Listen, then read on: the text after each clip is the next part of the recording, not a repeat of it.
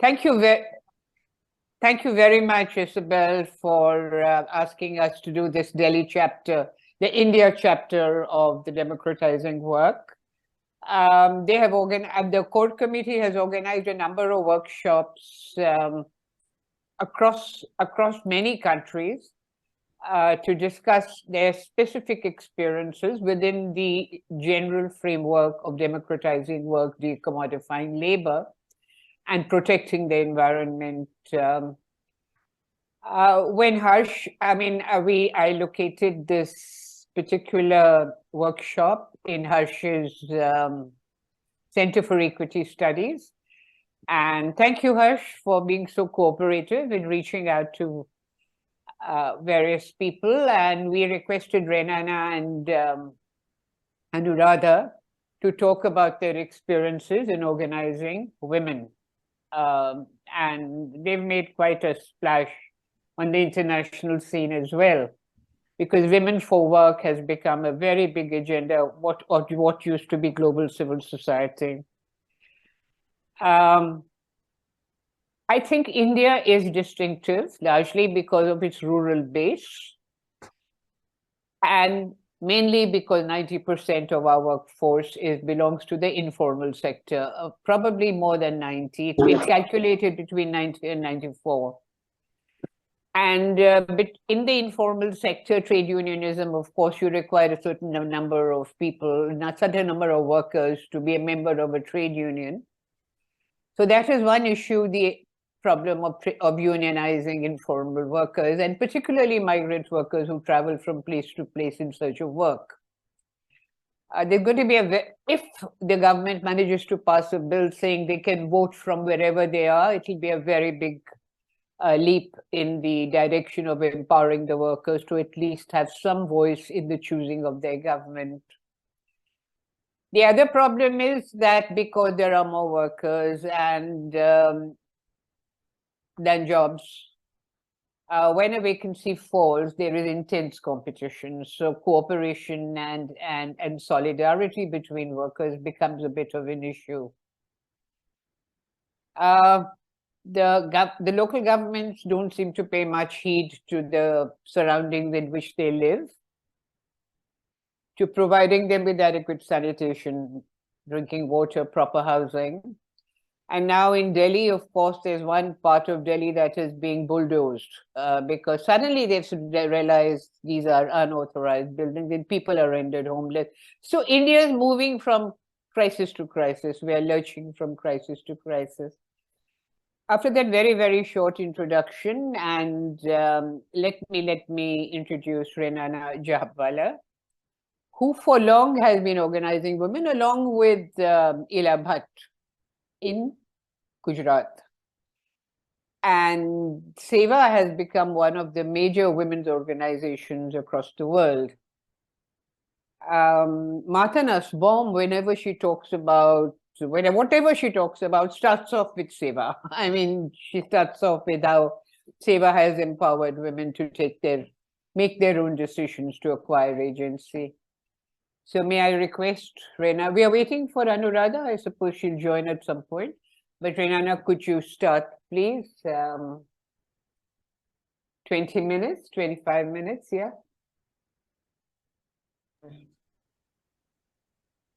Yes, thank you. And thank you for inviting me to this workshop.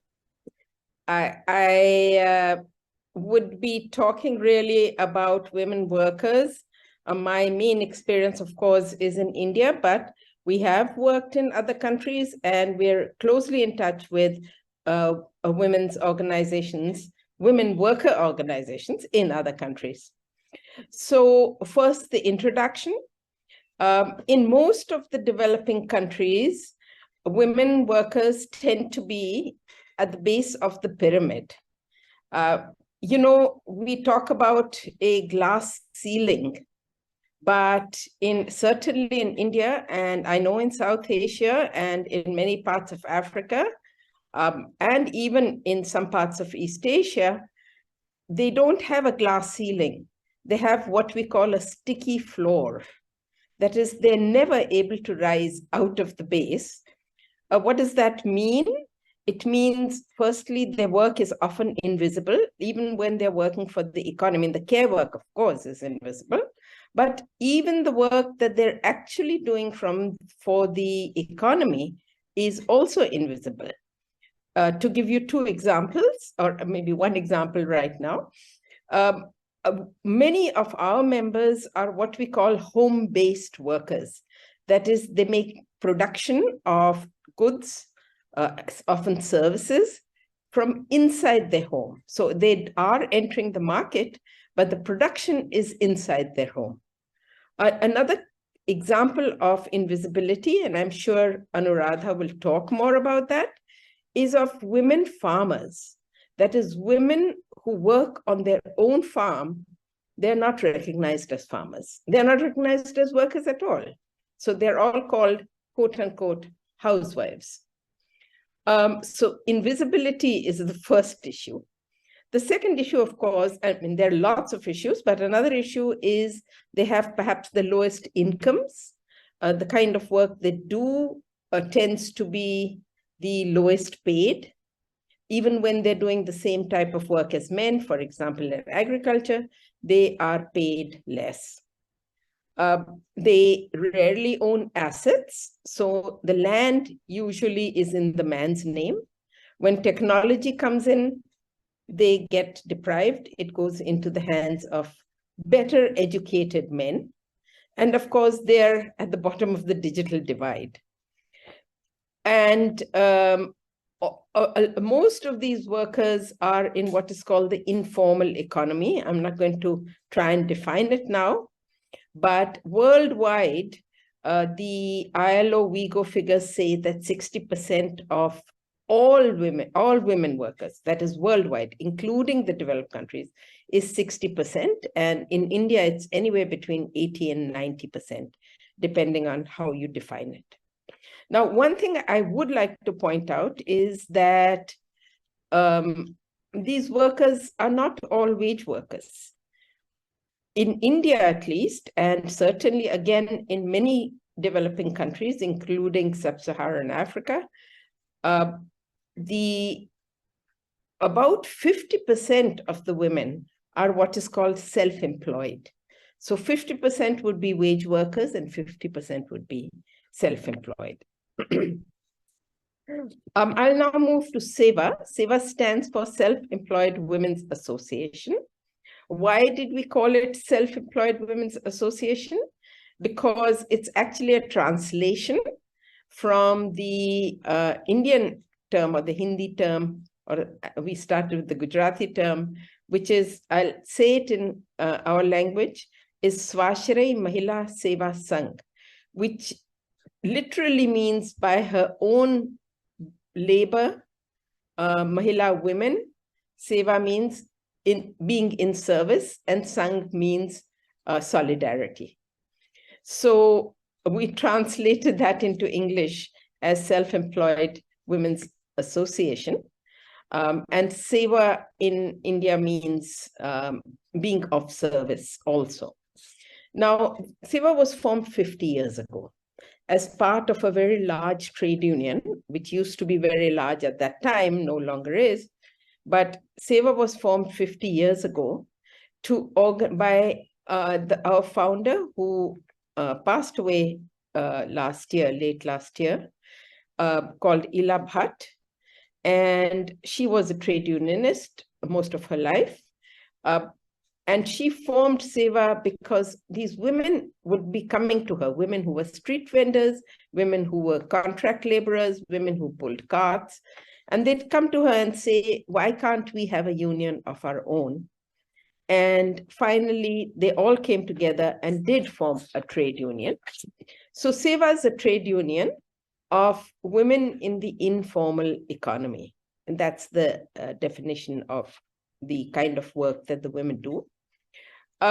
It was formed with a small group. I think the first numbers were 200. And just as an aside to tell you that registering a trade union of women who didn't necessarily have a single employer, of women, workers who were not in one trade, but in many different occupations. And those who did not work under one factory roof was very difficult, and of only women. So we had a lot of trouble even registering the trade union, but finally we did manage. And today, SEWA is a national trade union. We have an annual membership, and our last membership, that is 2022, was 2.5 million women workers. We do also have men workers, but they're associated men workers, associate members. So we are not counting those. And very early on, what we learned was that just organizing for rights is really not enough, because there were no laws, because they were practically invisible. So very early on, we adopted two strategies. One was, of course, the trade union strategy of organizing for our rights. And the second was and bargaining for rights. And the second strategy was to come together to enter the market. And we would do that in the form of cooperatives, and thereby bypassing a number of different layers and sort of moving up the pyramid. I'll just talk very briefly about both those strategies. Firstly, the bargaining. Now, in most trade unions, there's bargaining with an employer. In the informal economy, there's no one employer always. There are many contractors, or say a domestic worker, for example, she may work for 4 employers. Bargaining with 4 employers, or they may be a big employer who employs a contractor, who employs a subcontractor, and then who employs this woman. So bargaining is often with contractors or a class of employers. So you can't, it's often, you ask your own employer, a domestic worker, again, would talk to her own employer, but unless all the employers were raising the wages, it would become difficult. And the other type of worker, who is the self-employed worker, and an example of that, a very good example of that, is a street vendor. They don't have an employer to bargain with. So who do they bargain with? And in the case of, say, street vendors, or even construction workers, or even waste collectors, or different types of artisans, they need to bargain with the state, with some state actor. So just to take an example, the street vendors. So our laws, which come down from the British poor laws, actually, state that you cannot sell anything on the street unless you have a license. And then most cities will not give their street vendors licenses. So most street vendors in India, and there are about, the last we estimated, were 10 million or so. The number, all those street vendors are quote unquote illegal, and therefore picked up by the police and driven away by the municipality, and are treated like criminals. Who do they bargain with? They bargain with the municipalities, the cities, and they bargain with the police. They also often have to bargain with residential colonies. And to strengthen bargaining, a lot of times we as a union need to actually change policies and change laws. And in the street vendors case, we, over many, many, many years, we have won cases in the courts, and we have also gotten law which is supposed to protect the street vendors. Unfortunately, as people who come from India know, those laws which are pro-worker are often not implemented. So that's one example of the kind of bargaining that we need to do. I also talked about domestic workers. We don't have minimum wages for them, or we did not have. Now, some of the Indian states do have minimum wages for domestic workers. But again, we had to lobby, we had to, have rallies and so on in order to get any kind of policy for domestic workers, even recognition for domestic workers. For the women, people who are self-employed and are not only self-employed, but when we want to enter the market directly, excuse me a minute. When we want to enter the market directly, we help the women to form cooperatives, which means that they need to be thinking much more like a joint entrepreneur. And there they need capital. And what we are finding is there are very few sources of capital for these kind of self-employed. There are sources of capital for much, much bigger entrepreneurs, but not for them. And secondly, there are reaching the markets is very difficult for them, partly because they're women and there's so much care work, partly because they're women and the whole culture does not allow them to go out as much, and partly because they do not have the knowledge on how to reach the market. So there are all these issues which, as an organization, as a trade union, as an organization, we continually have to solve. I will be ending soon. I want to tell you what we aim for is visibility for these women workers, for women workers in the informal economy, both rural and urban. I wanted to talk a little bit about women farmers, for example, and I know Anuradha will do much more on that. But as I said, even in the statistics that are collected, there's we hear that in India, the women's labor force participation is very low, but a lot of women workers, they're just never collected. And partly because they themselves, there's the inner consciousness is not there of a worker. So a woman can be on her own farm, her own tiny farm for 8 hours a day. But if she's asked, what work do you do? She said, oh, I only work in my home. So, so visibility is very important. Secondly, voice. So women representing themselves at the local levels, very important, at the national and also the international level. And finally, viability, the 3 V's, visibility, voice, and viability.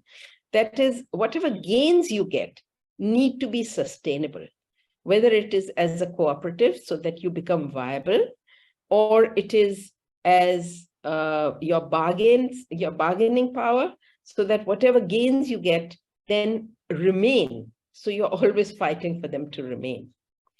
And finally, this can only happen through organizing. So organizing means bringing the women workers together, which means you have to spend a lot of time in building awareness, because as I said, women workers often don't think of themselves as workers. So building an inner awareness that you contribute, we contribute to the economy, and we need to recognize that we contribute to the economy. And more important, or equally important, is solidarity, so that nobody is undermining each other, and building solidarity across caste groups, across religious groups, which has become more and more difficult because of the kind of forces that have arisen in India. And when we build this kind of solidarity, I think the main thing that is required is the local leaders. There's a very famous quote, well, it's not famous because I've never seen it again, but of Chairman Mao, who said that in every village and every urban community, there are people who have a desire to lead, who have an inner fire to service the community.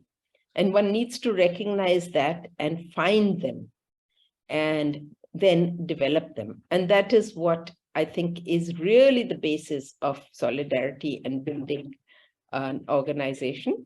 We call them Agavans, that is those who go ahead. And we usually, they are the elected leaders. So whether they're elected, say, to the board of a cooperative or they're elected to the union, they're the ones that local people, local women recognize and trust. And the Agavans are where we really invest in building, because they don't have much education. So in building their confidence, in building their articulation, in building their understanding, and helping them to represent their people, their women or their community at different levels. And the Agavans are the real heroes or heroines. We just, as one example, during the COVID crisis, when you couldn't travel, you couldn't go out, it was the Agavans who went from house to house and who really helped all the local people to get food, to get work, and kept them encouraged. And there was nobody else who could do that. So I think what we really need to do is spend all our efforts and investment in building up the local leaders from the occupations, from the communities. And that's what's really going to change the way things are. Thank you.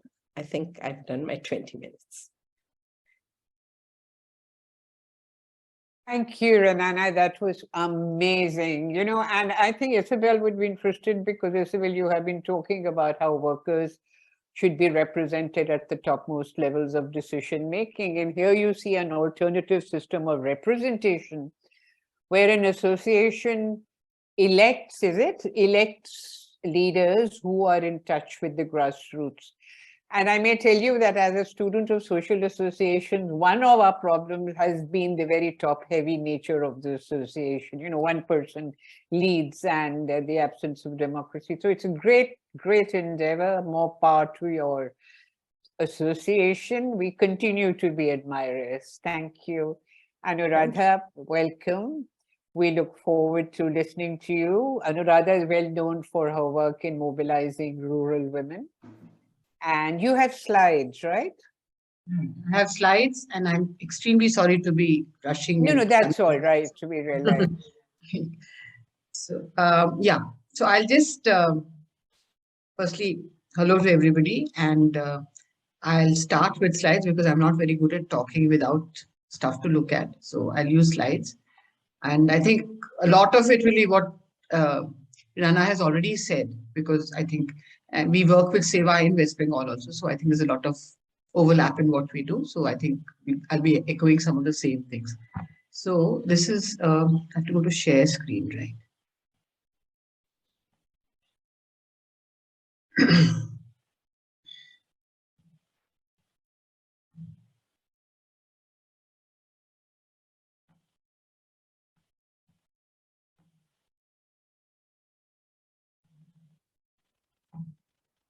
Yeah, can you see this stuff now? Can you see it?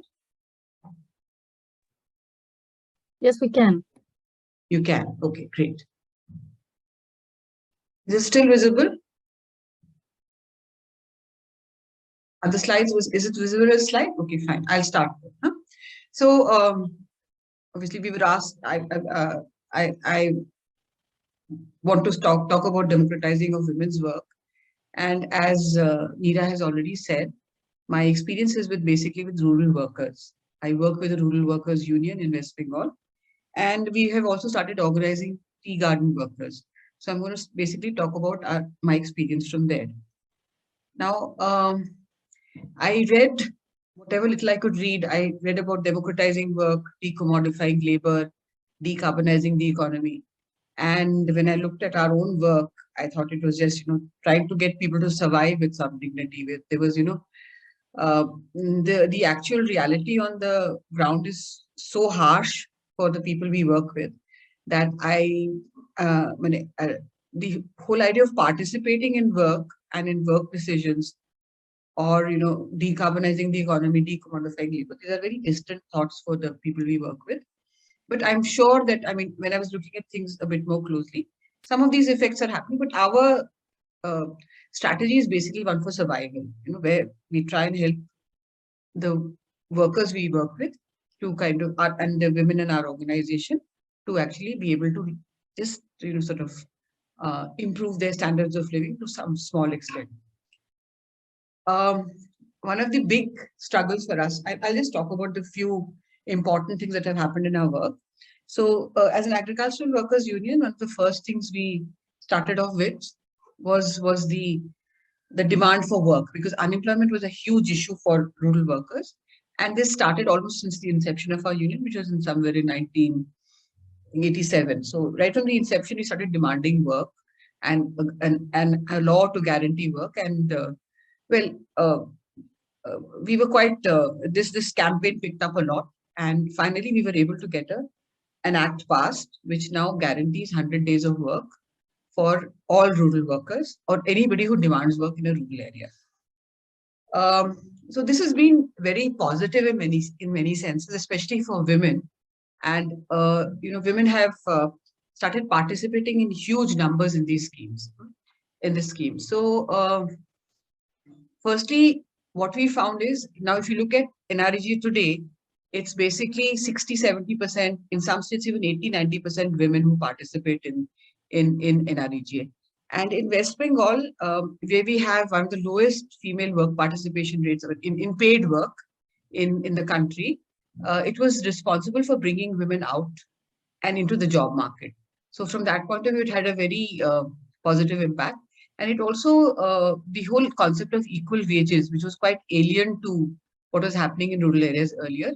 There's more of an acceptance. I wouldn't say there are equal wages in all districts, all places, but in many places, especially where there is not such a dearth of work employment opportunities, where it's not totally very, very drastically poor, equal wages has become quite common. And it's accepted that women should get equal wages to men.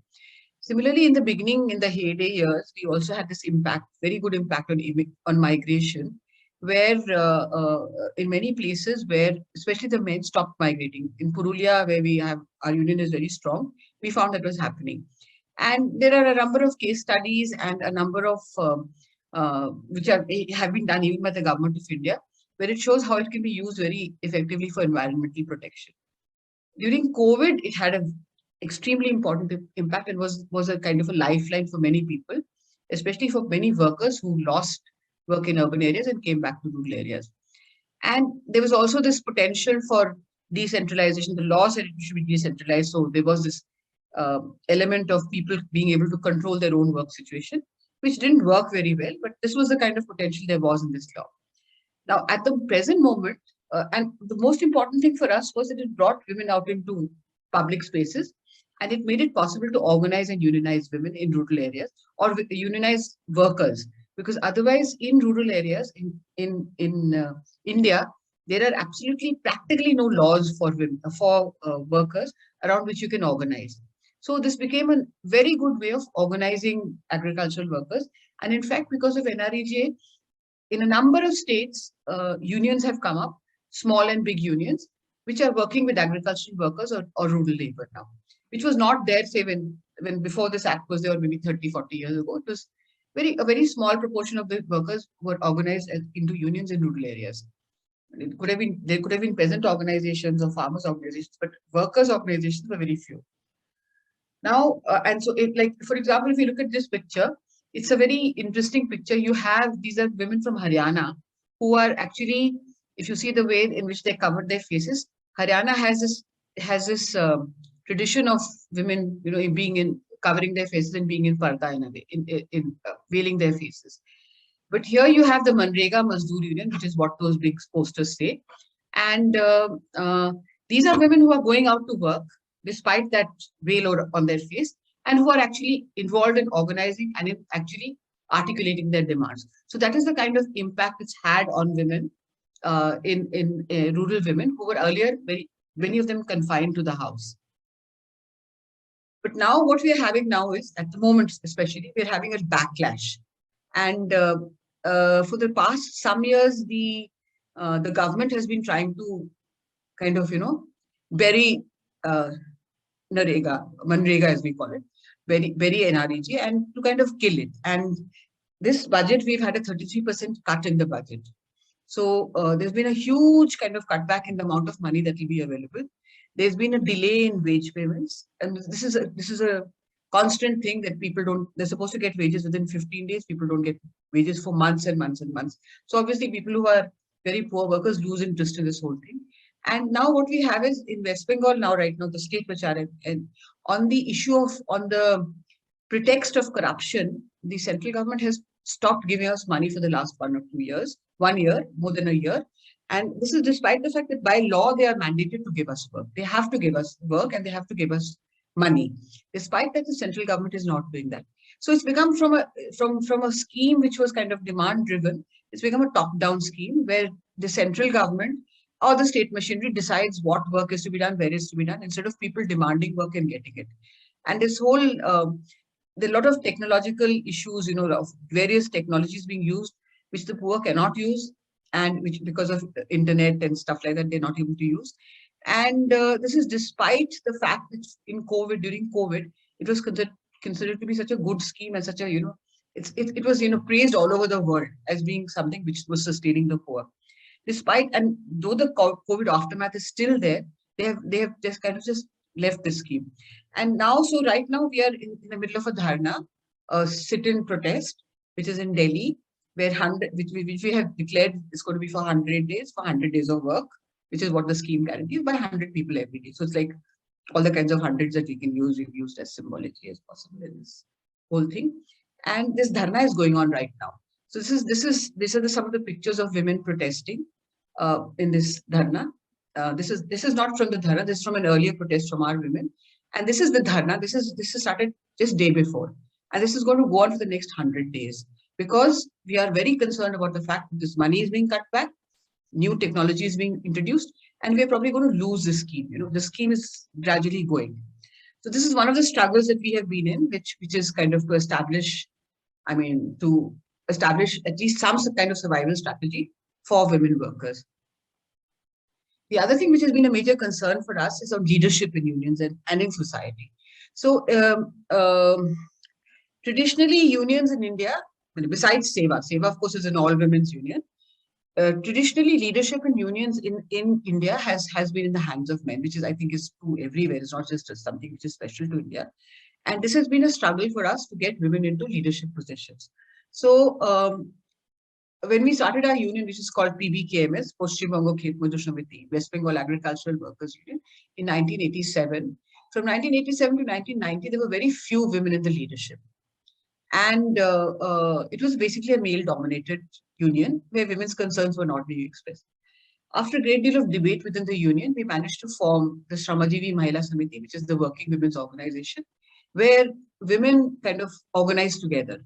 So as a result, this is from 1990 to today, the mobilization of women in our movement has increased. In the Agricultural Workers Union, it has increased. And there are also women are becoming leaders. Women have become leaders in a movement where both men and women are there. So, and this, I think, I would consider it one of the successes of our work. And it's also got to do with the impact of feminization of the agricultural work, because men are leaving agricultural work. And it's more and more women who are taking over this work. So that is also one of the reasons, because villages are empty now. There are no men there. Men have migrated to better occupations, to cities, etc., etc. So the women have to hold the fort in the family and in the village. So this is what is happening. This is so, and so women have taken up various struggles, which are, there's an anti-liquor struggle, also to stop domestic violence. They have various activities. If you look at this picture is of women with brooms, because we did a demonstration saying that we were in Bangla saying Maud Jua Khor GTA Vidai Kor. That is basically we're trying to get rid of drinking, gambling, drugs, and we're going to use our brooms to sweep them out of the village. This was a kind of a demonstration we had, and this is symbolic of the very strong reaction that women have to liquor and to the fact that it causes violence in their villages. And it's one of the ways in which they organize. I mean, it's outside of work, but it has an impact on their organizing for work also, because these kinds of issues are also very important for women. This is a similar picture of the same demonstration. The other thing that I think has been very important for us to get women into leadership positions, besides the fact that we take up issues which are so-called social issues, is the fact that we ourselves have lived in a collective. So, for example, if you look at this woman, she's one of the collective members. We both joined the union together. And because we live in a collective, we were able to look after child rearing, cooking, all those kinds of things, which would have otherwise, as young women, we would have got stuck in it and we would have not been able to do organizing. We were able to do organizing because of that. Because our children were taken care of, our food and everything was taken care of by the collective. So we were free to move around. So we managed to build up a very strong women's leadership in the union because of this, because we were able to support women in these ways. And I'm again saying this because I was just trying, what I'm trying to emphasize is that if we want women in leadership positions in unions or in movements, these kinds of things, whether it's the family, domestic violence, or liquor, or childcare, all these issues have to be looked at and looked after. So this is part of democratizing work as such. So, okay, and then I'm just going to very briefly talk about our unions in tea gardens. Tea gardens are kind of famous for, just a 60-70% women force in the tea gardens and 100% leadership, which is male. I've had the experience of being the only woman in a room full of men when they were with 150, 200 men, where negotiations for wages were going on. And I was obviously shut up. I had very little voice there. Other women have very little voice there. So this is one thing we're doing, is developing leadership amongst these women also. So I'm just going to talk about a garden called Dimdima. This is a picture from Dimdima, which very recently what the women did there was, there's also a lot of resentment against party-led unions because they're very corrupt in the tea gardens. So these women from this particular garden, they threw out all the unions. They threw out all the men's unions, and they formed an all-women's committee of 72 women. And the committee was of 72 women, and all the women and men in the garden have supported them. And this is one experience where women's leadership has asserted itself. This is very new for us because we're not very old in the tea gardens and organizing. But this is something that we're trying to do, of helping women to come into leadership positions. And we find the men at least the men who join our union are quite supportive of this also. So this is a similar picture of the same garden where women are negotiating with the manager. They've presented the charter of demand. This would also be a very strange situation where the men are in the background and the women are actually talking to the manager. And in this particular garden, the manager has accepted the union and he talks to the women for all demands before he does anything and takes any action. And also again, in a similar thing about work in the gardens is that these are gardens which are closed, abandoned, where there are huge dues owed to the workers there. And so we're fighting for these dues, and we've gone to court on that. We've done struggles on the ground. And this is, it's like basically trying to get just wages for people and the kind of dues that they should get legally, like gratuity and provident fund, pension. These are all kind of proper wages, maternity benefit. All these things are in the law, but the tea gardens many of the tea gardens are refusing to give it. So we've been in a long struggle for this. Recently, we got a Supreme Court order where I 650 crores now. How much I won't be able to convert it into other kind of things. So that kind of money was given to them to for one state in Assam. And we're fighting this case in 3 or 4 states where there are tea gardens. This is some of the pictures of women in the tea gardens. So just to give an idea of what kind of work that they do and what kind of this thing they are part of. The next thing I would just like to talk about is women's work in families. Now, I think Renana has already talked about it. Women do not think that they work. especially in rural areas, women are majorly in housework, and this is unpaid work.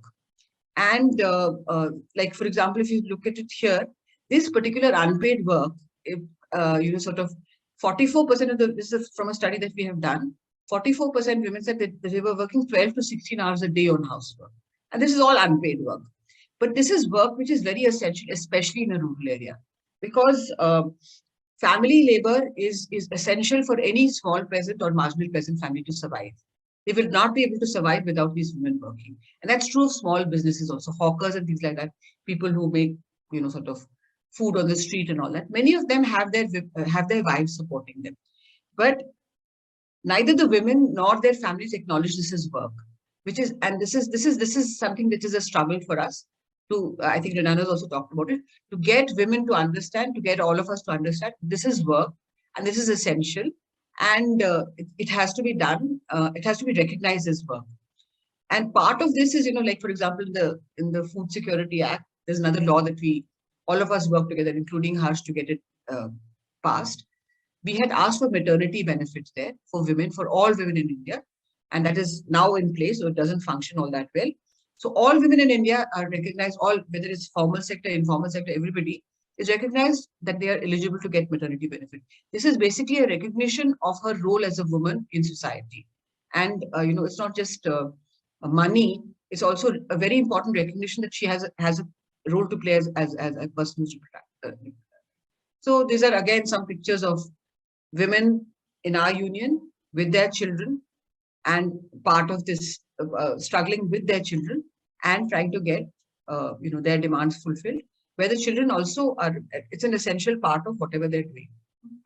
So in the end, what I would just like to say is that if we talk about democratizing work, we cannot just talk about the workplace as far as women are concerned. We have to talk about the family. We have to talk about the workplace. We have to talk about society in general. We have to talk about the organizations that we work in. How internally are we able to give room to women workers within those organizations?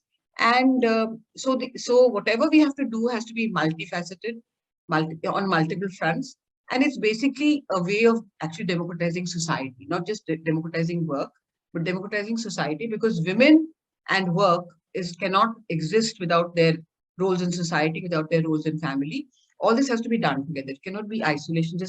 We just cannot consider women as workers alone. We have to consider their entire lives, and then we have to decide on how we work with them. That's all I have to say. Thank you. I hope I finished in time. Thank you.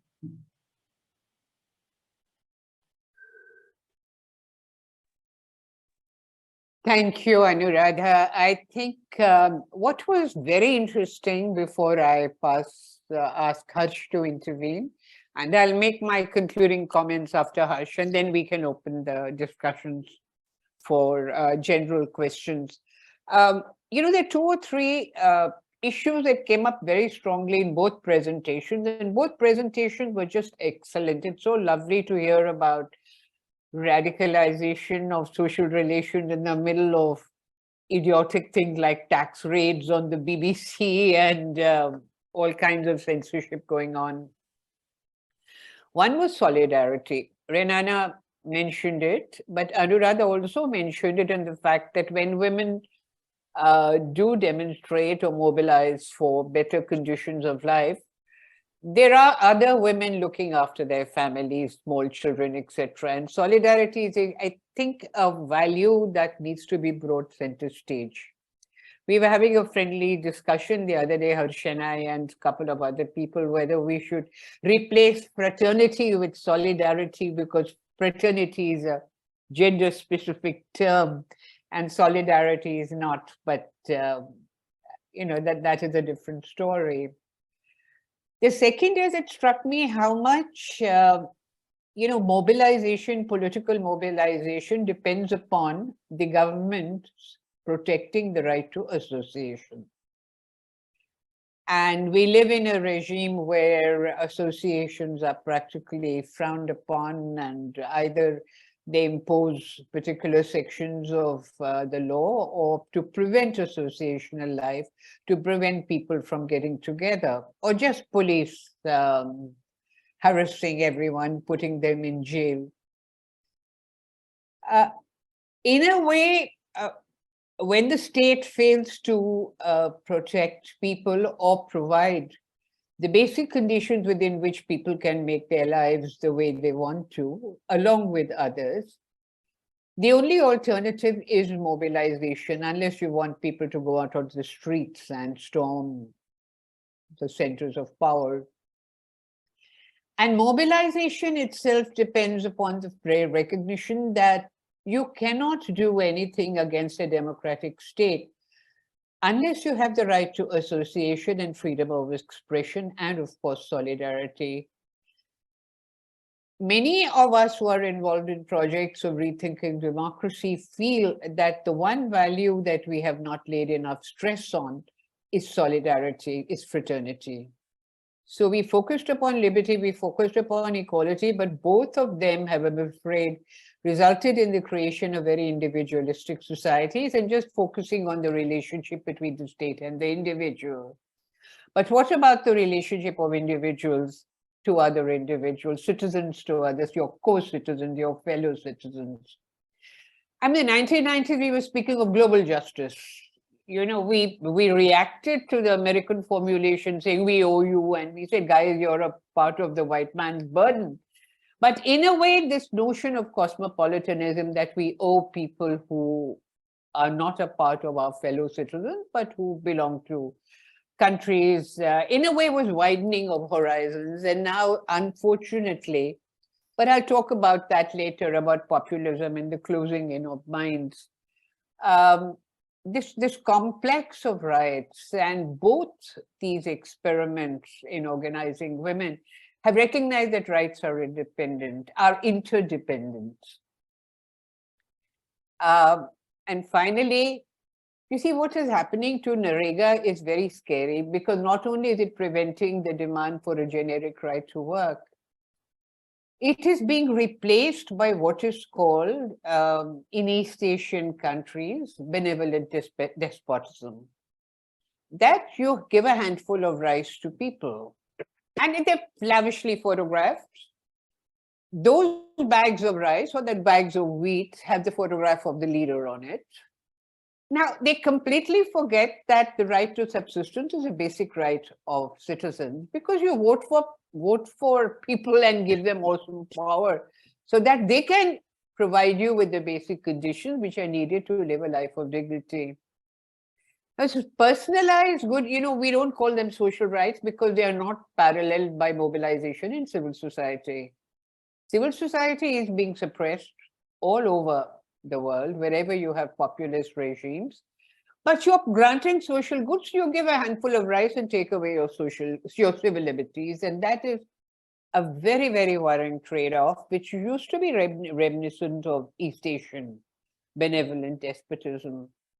So this grant and then tom-tomming that the leader has not left anybody unfed, has handed over rice, it's so derogatory, it's so humiliating. You know, it completely takes away the dignity of the citizen in a democracy, because it is no longer a rights-based discourse. Therefore, it's a textbookish thing to say, but there's a big difference between social goods and social rights. I mean, Lee Kuan Yew in Singapore provided his people with social goods. He did not provide them with the right to freedom of expression. So in a way, that interdependence of rights. But for that, I'm going to ask Harsh to talk about his experiences as members of an advisory group in the previous government that actually enunciated a complex of rights. And the other right, which is very important in women's mobilization, is the right to elementary education, which was also legislated by the NAC. Harsh, please. Thank you so much, Neera, and thank you,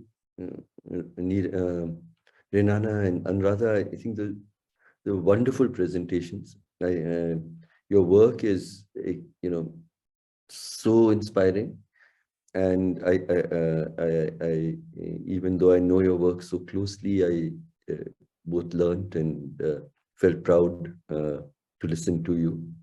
So thank you both. And Neera, your very thoughtful comments. There is little for me to add in this panel, but I did think that I needed to sort of talk about one thing before I talk about the social rights framework that we were able to help bring in through the last regime. And that is that, we're talking about women and work, but what I wanted to underline was that the context of work in general, and particularly of workers' rights, is overall, dismal in India, especially in the recent decades of neoliberalism. So that's just so that we understand.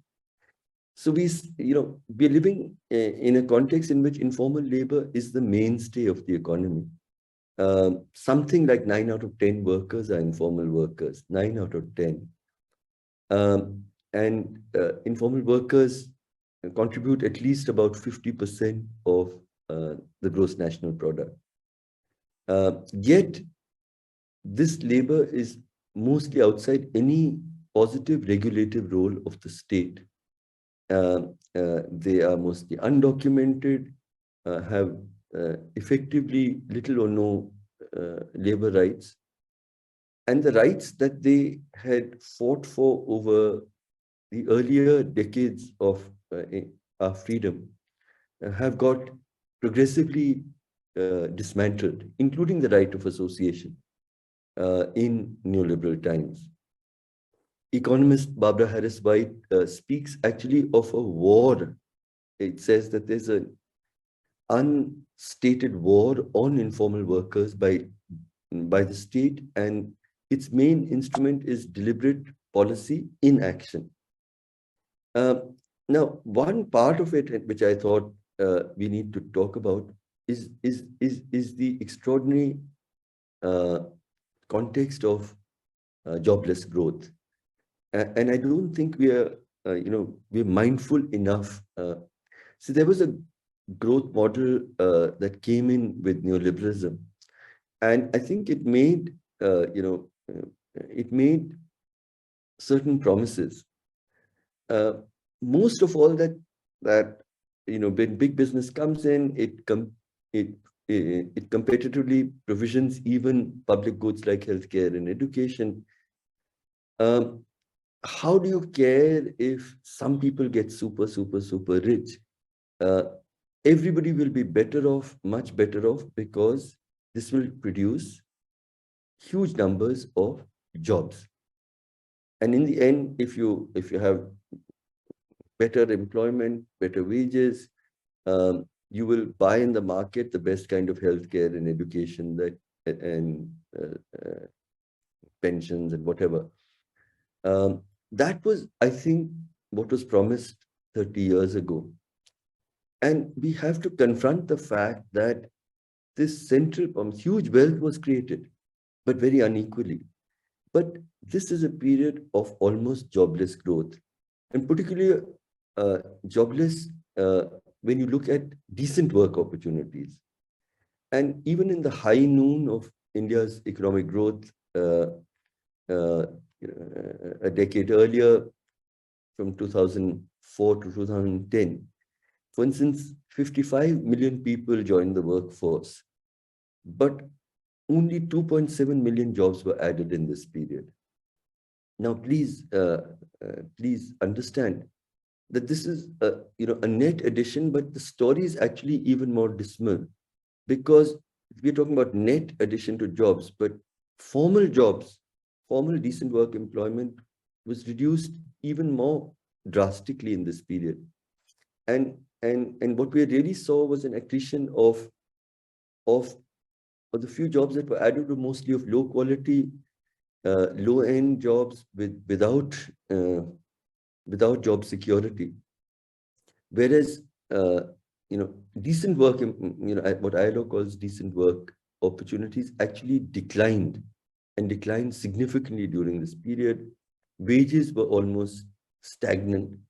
So I think that this is something that we need to, and so we're seeing much more of completely casual work, 93% of casual workers had no written job contracts at all. And even 68.4% contract workers did not have any job contract. So even among the supposedly more formal wage salaried employees, about 66% of employees are reported to be working without a written job contract. And there's a stagnation in the growth in worker salaries as well.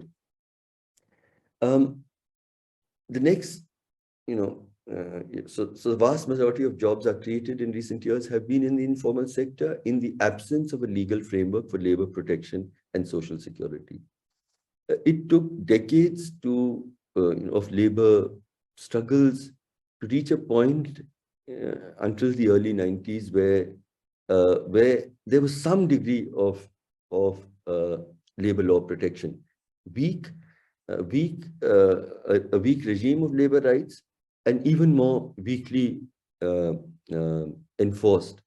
But what we're seeing now is even this very, very weak framework of labor rights, including the right to organize, has become weaker and weaker.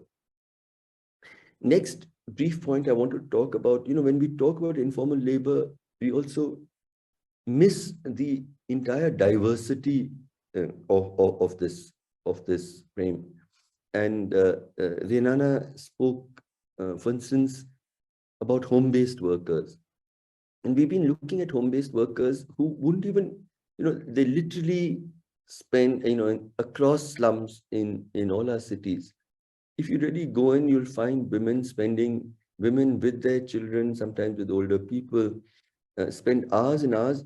The factory floor has, in a sense, been broken up into tiny tasks, and you don't know what you're contributing to.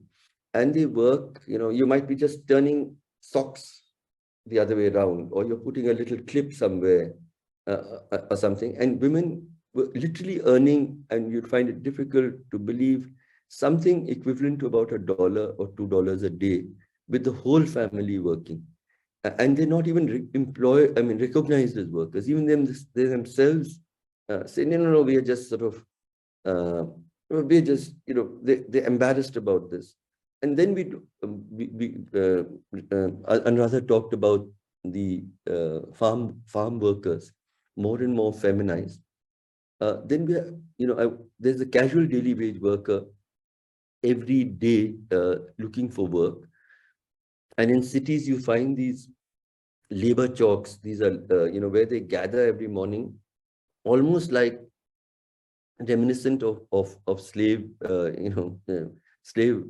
being, presenting their bodies, and anyone coming and bidding and taking them away. We have circular migrants, people who spend 8 to 9 to 10 months, and what Jan Bremen calls the hunters and gatherers of work, often to brick kilns. Most brick kilns have circular migrants. Nearly, in many ways, they're like bonded labor. You get an advance, and you paid absolute subsistence, and you will not be able to leave because you don't get your salary, your earnings till the end. Then there's domestic workers, there are street vendors, which we spoke about. More settled migrant workers are in small and small and medium enterprises. Then there's settled contract workers in manufacturing and services, but they still contract. And then there are contract workers even within the formal sector. So I just felt I wanted to emphasize this. One thing that hit us particularly hard, during the pandemic, when a prime minister announces with 4 hours notice that the entire economy is going to be shut down, and he's asking people to stay at home and work from home. And I kept thinking that, doesn't he remember that 9 out of 10 workers are informal workers who will not be able to eat tomorrow if they don't earn? And you don't have a plan for them. You're asked to keep social distance. 6 out of 10 people in India live in 1 room or less. How are you going to keep social distance? You're told to wash your hands regularly. How are you going to? And a few of us went to the Supreme Court demanding that that if people in the formal sector are getting their wages for sitting at home, it is rightful that every informal worker gets the equivalent of minimum wages during the lockdown. It was sort of bitterly opposed by the government, and we finally couldn't get orders on this. But you know, leading economists Prabhat Patnaik and Jayati Ghosh and I also wrote about a series of op-eds making this demand. But when we were sitting together, we were saying that assume that if the government had decided in rural areas because of NREG, and I'll end with talking about that, at least you have a listing of workers today. In urban areas, you don't have any documentation. So assume that the state had decided to give the equivalent of minimum wages to workers. It doesn't know who the workers are. It doesn't know what their names are. It doesn't know their numbers. It has decided, I mean, so we have a hugely, heavily undocumented workforce. And employers are motivated to underreport the number of workers they employ because they have an adverse incentive. Because if you record them, then you have to provide them some services under law. So I don't record them at all. It escapes them duties, costs, etc. And impoverished and poorly lettered workers find it very difficult to demand this. And there's therefore even less opportunity for unionization and collectivization. And this means all workers, and then when you think about women workers, all informal workers are almost invisible to the state. The government does not know they exist. It doesn't know their numbers. It doesn't know who they are. Therefore, they're unable to claim any kind of insurance benefits, maternity benefits, housing, and provisions under various laws. And I'll end with how extraordinary, even limited, but still extraordinary was, everybody's spoken about the Mahatma Gandhi NREGA. This was a demand that, if I'm without work, I'm not demanding that you give me just a dole. I'm demanding work. And I want a guarantee of work. And it's an extraordinarily powerful idea with a huge amount of negotiation. And please remember that this was during neoliberal times, but we still had an attempt to create a series of rights, including the right to food, the right to education, the right to information, and a limited right to work. So how it operates is that under the law now, if I'm a person in a village, I demand work. It is the duty under law of the state to ensure that I get work within 15 days, within 5 kilometers of where I live. And I have to get at least 100 days of work per household. It's less than what we had demanded, but it is still extremely significant. And if India was saved from a huge catastrophe of even greater than we saw during the lockdown, it was because we had the Food Security Act on the one hand and the employment guarantee, this limited employment guarantee. But we, in operation, and Anuradha talked about the agitations and the dharna, that is the sit-in that is sitting now. The government has never really treated it as a gag. The law demands that it has to be demand-led. You demand it and you have to provision resources. But in practice, it is still budget-led. And in the latest budget, they have reduced by one-third, even though the economy is going through this ongoing crisis post-lockdown. So it is limited by the amount of budget you can provide. And so it does not work even in reality as a guarantee, although the law envisaged it as something that it's demanded. You have to give it. And women have benefited far more from NREGA. It's really, when you go into an NREGA site, it's substantially women. And you have childcare facilities, you have water facilities, you have a safe place of work. And that was it. And I believe that not only, this is something that, it's somewhat Keynesian.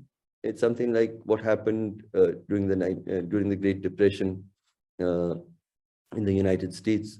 We have a kind of guarantee to create conditions of work. I think the time has also come for an urban employment guarantee. And that has to be much more creatively imagined. And we've done a lot of thinking about it. And I believe that the an urban job guarantee will have to have a much greater component of the care economy, of care services for disabled people, for older people, etc., which are recognized as work, and for which there's a guarantee of the kind that we've seen partially in the countryside. But today, women are struggling for work in a condition where there is literally very few opportunities. There's a rapidly declining opportunities for decent protected work, where there is virtually jobless growth, and very little protections and for them. And in such a situation, it needs a radical new imagination for our economy and for the idea of rights. Thank you. Thank you, Harsh. So the only thing I want to add is that we have a very peculiar phenomena going on in India today, and that is, to give an example, work has been done on the way Tatas in Jamshedpur. The Tatas is a big industrial family, and they have done a lot for India, probably more than any other capitalist. They had instituted, along with the Nehru government, the 50s government, a system in which every worker, and they were mainly male, would be promised that his eldest son would get a job, would get a permanent job. Now, what is happening is that formal jobs are becoming contractual. So studies have been done to show that the father is getting a pension, but the son is in a contractual position, very insecure, very highly contingent, and with the result that there is tension between families. So we are seeing within the formal wage working sector, we are also have the informalization of labor. This is happening particularly in the university, where permanent jobs are being replaced by guest lecturers, and I don't see how education can ever develop when people are there for 2 months or 3 months without provident fund, without any payment for holidays, etc. And I think, Harsh, I don't think they don't know that so much unemployment is around or people are being underemployed. I think having a pool of people who are in constant search of some kind of money serves them. Because if you see the first model, Telangana, KCR, why is he so popular? And a friend of mine, they all were radical, asking for work, asking for rights for Dalit. She said, what is he doing? He's just giving away money. And that has happening increasingly with every government. Governments, okay, you vote for us, we'll give women 200 rupees or 2,000 rupees. They forget the essential Marxist dictum that you actually, for dignity, you need work. You don't need to be just paid a little money. Though I know this has become a big debate across the world, I still feel government, this is a lazy form of looking after your people, just handing out money. You make jobs because you don't add to anybody's dignity by not giving them jobs. Right. The presentations are open for discussion. If anybody wants to make intervention. Isabel, would you like to start? I'll mute myself. Yeah. Thank you. Thank you, Neera. Well, thank you, everyone, for such a thoughtful workshop. I guess, there are many questions I would love to ask, and I will not raise questions to Harsh and Neera, although there were so many crucial points that you made and that need more engagement with. But I wanted to hear more from Renana and Anuradha, maybe first by asking the following question in terms of the learning points for other workers on the planet. That's one of the interesting feature of this workshop is that we are looking together at situations that seem to be very different, but actually there are reasons to think that we have important learning points, even though the situations look different. And when I was hearing from Renana, I immediately thought of the situations of platform workers in the West, Uber workers, workers who are working in the so-called, digital economy via some gig platform, or have more than one employer through those platforms. What would be, from your perspective, when you look at their situation, what are key learning points that you can make from your experience in terms of organizing informal workers in India? And to Anuradha, I would love to hear more about the strategies for democratizing the union leadership that you put in place. This is also a big challenge everywhere, actually on the face of the planet, but also certainly in countries like in some Western countries, in Europe in particular, where we still have strong unions. The leadership is not very female, while in some industries, workers are mostly female workers. So can you help us understand how you went for making that possible to balance the leadership, and to eventually, as I understand, get more and more women workers become union leaders? Thank you very much. Nana, would you like to begin answering, and then I'll ask Anuradha? Okay, we'll go one by one. I think what you were talking about, platform workers, we call gig workers here. They exist also now. I have come up in large numbers in India. You mentioned Uber. We have Uber. We have our own Ola, which is an Indian Uber. And then we have many types of other workers. For women, there aren't that many gig workers, but beauty workers now are coming up as gig workers. Domestic workers, not so much. Often nursing is also emerging. So I think, what I said earlier, that organizing is always the key. The question is the how of organizing. And I'll just say 2 or 3 things because organizing techniques vary from place to place. One is that,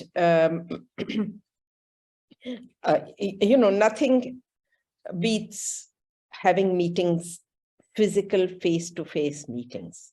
So nothing beats that. That's sort of the first important thing. Also, you do need organizers who will go from place to place. And often organizers can come from the community themselves. But now, with all these different digital means, even for our own workers in SEWA, the informal workers who were not that used to smartphones or not that educated, even they, we find, are we reach through digital means. Through WhatsApp groups are very, very popular, and they form very quickly. So, and for gig workers, of course, their whole life is digital. So to reach out to them digitally, I think that's a very important way of organizing for the gig workers. The other main point I'd like to make on organizing, and it's something we learned over time, is that, whatever are the demands of the workers, you actually start with the simplest thing. you don't go for the most difficult one, because building an organization takes a lot of time. It takes trust, because people are working, and the workers we are organizing are workers who are working for long hours. They're women workers who have care responsibilities. They don't have that much time to come together to take actions unless they really, really believe that there will be a change, and they really, really trust the people who are leading that.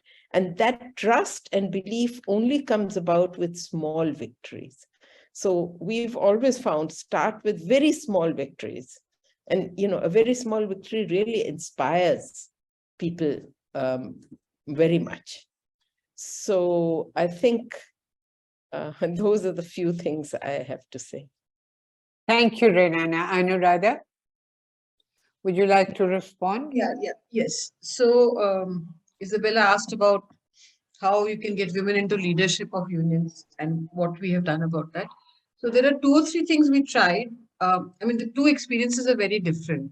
We started off working with agricultural workers when we ourselves were not very clear about feminist practices or how to organize. The union was also new. We were also new. We were young, and it was a phase of experimentation. And at that stage, what we found worked very well was organizing women separately as well as along with men. So we formed a separate women's organization, and we organized women separately. And I don't think it's possible, at least I'm talking about those days and the way in which India functions, for women to kind of become vocal in a male environment. It's not possible for them. It wasn't at least at that stage. So women were separate and were separately organized, and we held our discussion separately, and we talked about our issues, our problems separately, and we especially emphasized a lot on domestic violence, issues of gender inequality, wages, all kinds of inequalities that affected women. We talked a lot about that, and gradually women developed the confidence. And I think Renana's, you can make out that she's very much into organizing when she says you have to start with these simple things. That's very true. And that's absolutely correct. It was very nice to hear that. And it was very small, simple things that women started off with. And that led to a lot of,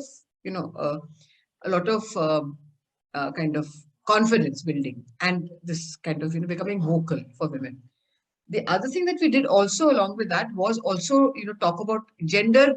Discussion on gender became and still is a kind of a constant in all our training programs. So with men also we talk about gender.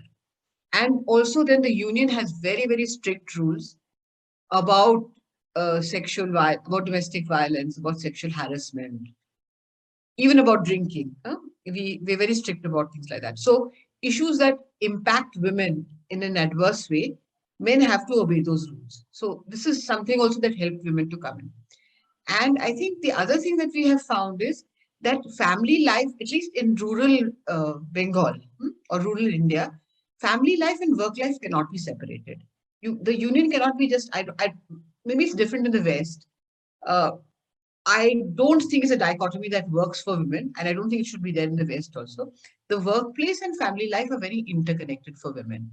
And it's not possible to organize in your work life if your family life is also not looked after in some way. So, very simple things like what is the time for the meeting? A union would like to have its meetings in the evening, I'm again talking about India, but women are free in the afternoon. They finished cooking their lunch or whatever, feeding their children, and they have 2 or 3 hours left.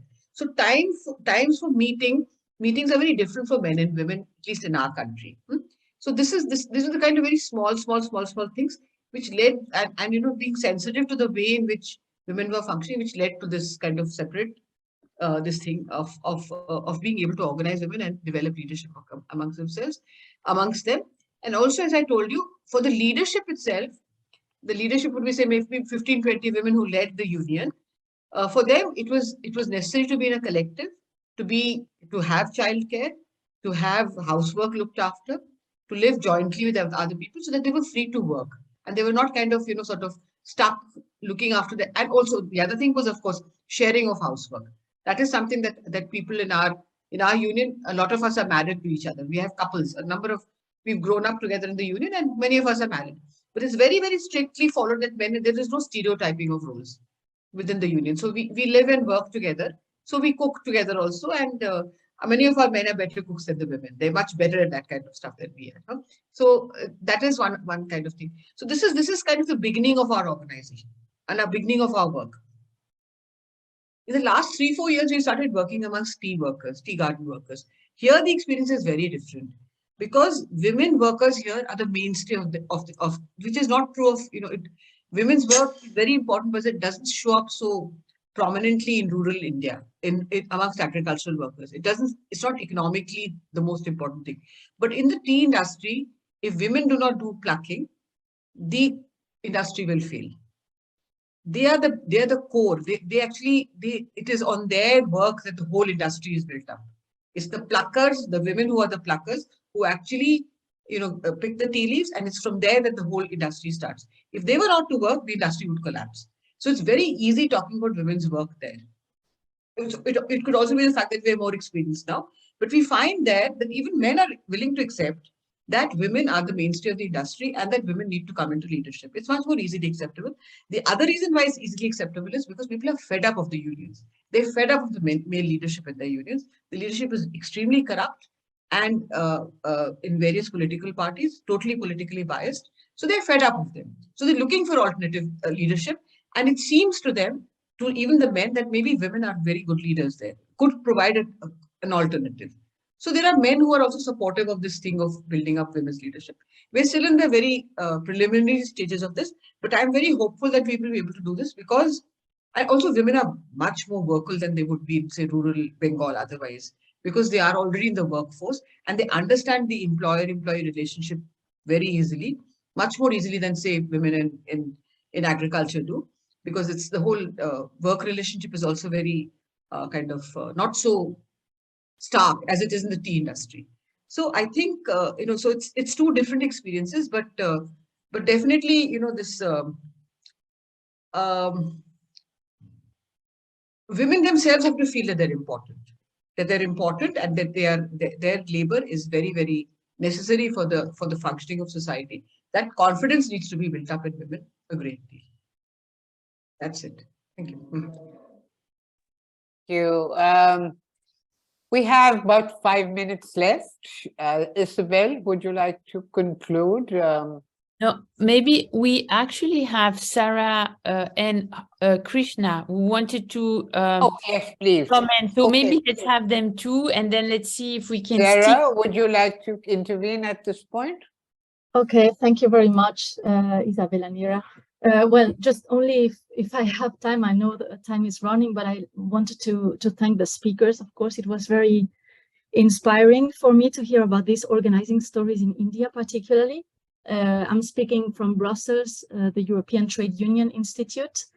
So I was also thinking all the time about these possible parallels. So Isabel already dropped the question there about the possible parallels with platform workers here in Europe as well, and the story of organizing women in India. And I was thinking more largely about the self-employed and the whole discussion that we are experiencing, at least in Europe, about organizing self-employed, not only in the gig economy, but also beyond. There are a lot of sectors where self-employed is being more and more the rule. And so we have more and more these sort of situations that remind a bit these realities you talk about in India.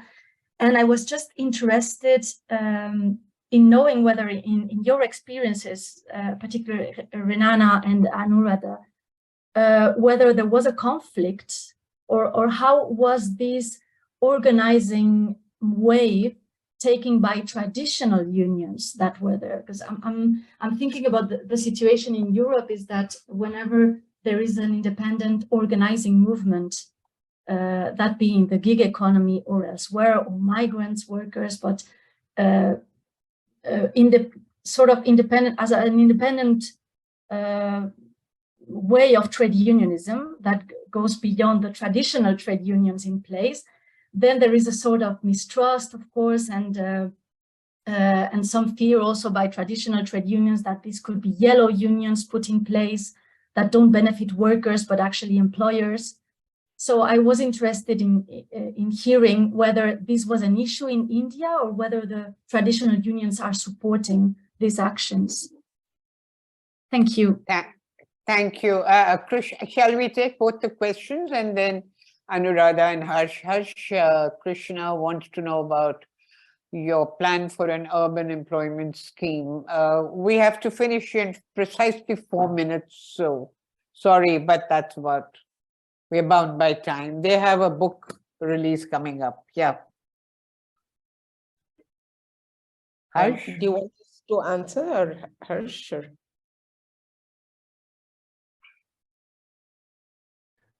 I'll quickly take Sarah's point. Sorry, Raj. Sarah, there was a lot of resistance from the Indian trade unions in the beginning for a long time. In fact, we were part of a bigger trade union. We were thrown out because of all the things we were doing. But that resistance has really crumbled. And now, unions themselves are saying that they're organizing informal workers because in India, there are no other workers to organize. But we work also with the international trade union movement. And we find that the international trade unions, especially the European and American trade unions, the European more than the American, are very hostile to the idea of organizing informal workers when it really happens. I mean, in theory, they like it, but when it happens, they are hostile. But they're less hostile than they were 30 years ago. Short answer. Thank you. And Anuradha, would you like to respond? Harsh should go first. Harsh Okay. Anuradha, please. This time I'll come after. Right? Anyway, Renana's dealt with the issue. Okay. So, Krishna, an urban NREGA employment guarantee is a very exciting idea. I think we'll have to be very creative. I find one of the biggest challenges there is that urban slums is where we want to, there's huge amounts of work to be done for upgrading urban slums and to create work, but those slums are illegalized. So, to create work in illegalized slums is going to be a challenge. And so that's one thing that will have to be dealt with. The other is the care economy. And I feel more and more you have older people without caregivers. There's a whole lot of support that people need to go to hospital, people with disabilities, teaching children with disabilities. So that's the other part. So I think it's a fantastic imagination, but it's a complete reimagination of public provisioning of work guarantees, different from the countryside. We've done a lot of thinking about it. I could have taken much time, but these were some of the issues that came out. Would you like? I'll just take a minute. Please, Anuradha, please.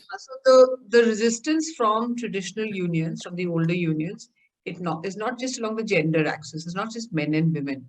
It's also the fact that we are organizing amongst sections of the workers who have, been looked down upon by the formal sector for a long time, which I think Renana has already said. So the resistance comes from there also. It's, like, they say, "Paya juti matha uteche." When the slipper on your floor is coming on your head. That's the kind of attitude they have towards women and especially informal sector workers. Not just women, also men.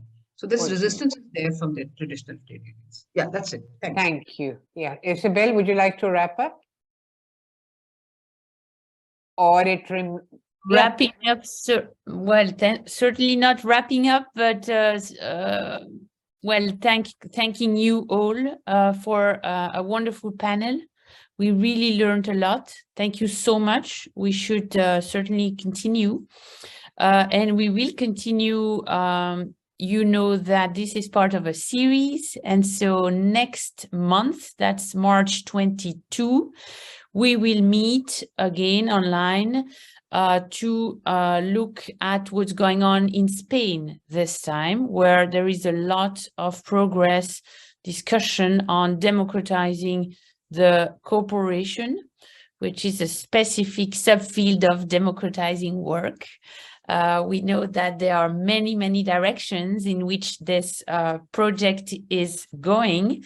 And certainly, I think it's Anuradha who said that democratizing work is about democratizing society. It's really part of this large project, as large as it is, reviving, nurturing democracy in its really large and thick sense, and saving the planet. So thank you very much for this fantastic workshop, and we'll meet next week. And tonight, as you know, as some of you know, we are actually having the release of our collective volume, Democratized Work, in Dutch. It's been translated in Dutch, and so I'm here in Amsterdam to be with Lisa Herzog, who's a member of the core group, and many members of the Dutch national chapter, Netherlands national chapter, to launch the book in Dutch, and we'll be with the president of the trade union confederation here in the Netherlands, the representative of the workers at the ILO, and some other important people. So that's very heartening. Thank you so much, everyone. Yes. Neera. I may say no. If you look at the compliments that the panelists are giving the, our two speakers and Harsh, it's really very gratifying. Thank you so much for joining in. Thank you. Thank you so much. I hope this Neera. will be a continuous conversation. Bye. Thank you so much. Thank you, Many Neera. congratulations for the book in Dutch. Yeah. Thank you. And we'll post the video on the website. So this is going to have a longer life. Thank you so much. Yes. Have a Bye. good Good day. night. Bye-bye. Thank you. Bye.